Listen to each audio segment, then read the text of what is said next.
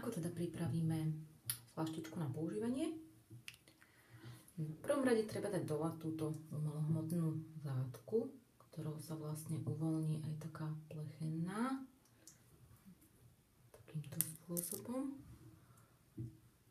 Teraz už len stačí dať tú plechenú časť dolu. Jednoducho. A ešte treba dať dole aj túto umelohmotnú zátku.